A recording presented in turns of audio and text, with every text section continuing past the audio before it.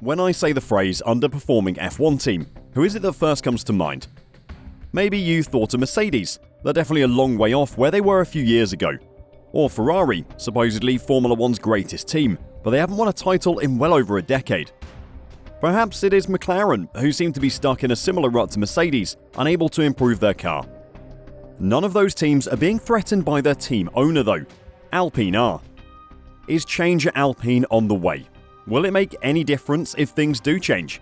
Why don't you stick around and find out?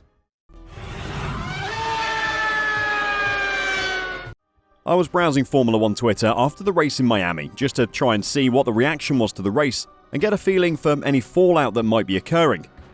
I do that after every race because I love the drama of Formula One. There was one tweet from Will Buxton especially that got me interested. All it said was, "Feels like there's a big shake-up coming at Alpine." And it got me thinking, what the F is going on at Alpine? They've been largely anonymous this season, apart from in Australia, when they made headlines for all the wrong reasons. Considering how much stick McLaren have got for being terrible, how are Alpine below them in the constructors' standings, and not getting examined in the same way? Team CEO Laurent Rossi did a pretty shocking interview with Lawrence Barretto at the Miami Grand Prix, and if I was Otmar Safnauer, I'd be worried about my job. Things at Alpine had been pretty positive for a few years. They finished 5th in 2021 with a race win, and with the changing technical regulations for 2022, they had the chance to make a leap forward. They had a 5-year plan with an end goal of challenging for podiums, and making the most of the new regs was a huge part of that. Unfortunately, they failed to capitalise, and instead of making a leap forward, they just stumbled past McLaren. If Daniel Ricciardo hadn't had the worst season of his career, they wouldn't have even managed that. Still, moving a place up the constructors' standings was still progress, but not everything was positive from that season. They had a 2-time world champion in their car, but consistent issues forced him to find a new team to drive for. That was a great decision by Alonso, by the way. It was okay though. They had the highest rated reserve driver in the sport as a backup. Oscar Piastri was a Formula 3 and Formula 2 champion in his first season in each category.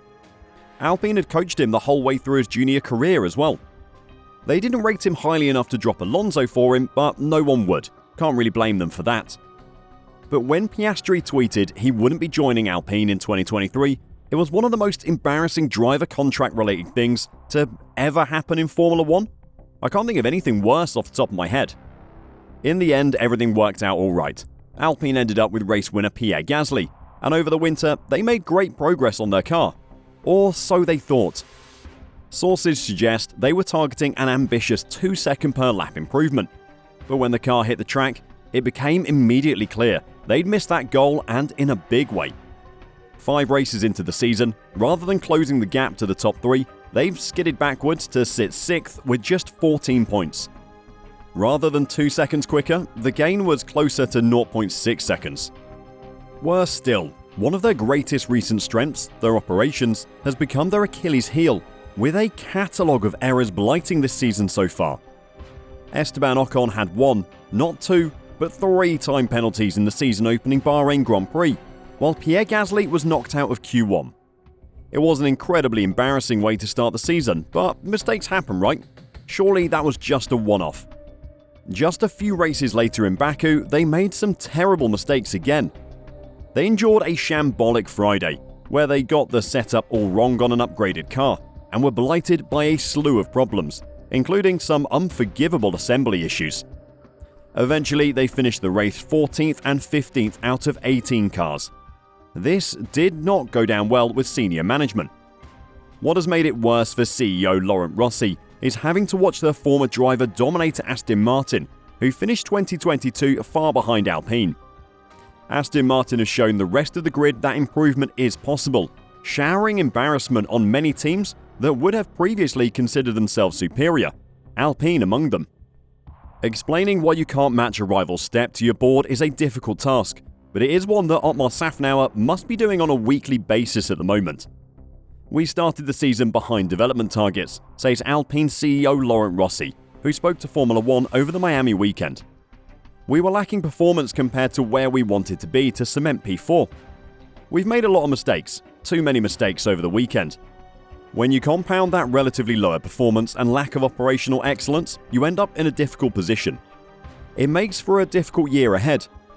The season is still young. I don't want to give up, but a couple of things need to change. We need to continue reinforcing the team to get the performance back. One of the things that needs to change, as it's largely the same team as last year, is mindset. It is something that needs to change for people in the team now, and new people we're going to add. Perhaps the easiest thing to change in this situation would be the team principal Otmar Szafnauer. Rossi has targeted the team's mindset as a big problem, and that starts at the top. Otmar sets the tone for the team. Everyone has their own opinion on team principals. I'm sure if I posed the question, is Christian Horner a good team principal to you all, the comment section would turn into a literal war zone. I'll give my opinion on Otmar though, and you can disagree with me if you want. Nothing I've ever seen of him gives me the impression he is a man that motivates, either through fear or inspiration. If I was in the Mercedes garage, I'd live in constant fear that Toto Wolff would pick me up and break my back over his knee before going to the press to say how it was my fault it happened. Or if I was at Aston Martin, having Mike Crack give me death stares over the rim of his glasses as he watches my every move like a vulture would stop me making mistakes. Gunther Steiner would inspire you with his enthusiasm for the sport to make you want to do the best you possibly can. Otmar doesn't do any of that. I have no doubt he's incredibly intelligent, an incredible organizer, and an excellent member of an F1 team, but his leadership qualities are lacking. Nothing about the way he speaks inspires me or instills fear into me. He reminds me more of a school teacher who used to be energetic and still cares about their students, but has been slowly worn down by years of being talked over and ignored. Lawrence Stroll, Otmar's old boss, is one of the most ruthless men imaginable, and after getting rid of Otmar, his team has flourished.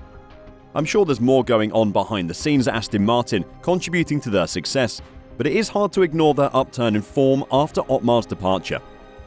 Mike Crack would probably hire the Stroll's family personal hitman if you made a mistake. Otmar would say, "It's okay, just don't do it again," and then say he isn't angry, just disappointed when you do it again. Rossi had plenty more scathing remarks to make about his Formula 1 team. It starts with owning up to your mistakes, to not repeat the mistakes, to learn from your mistakes. It's okay to make mistakes. It's not okay to make them twice, because it means you didn't learn.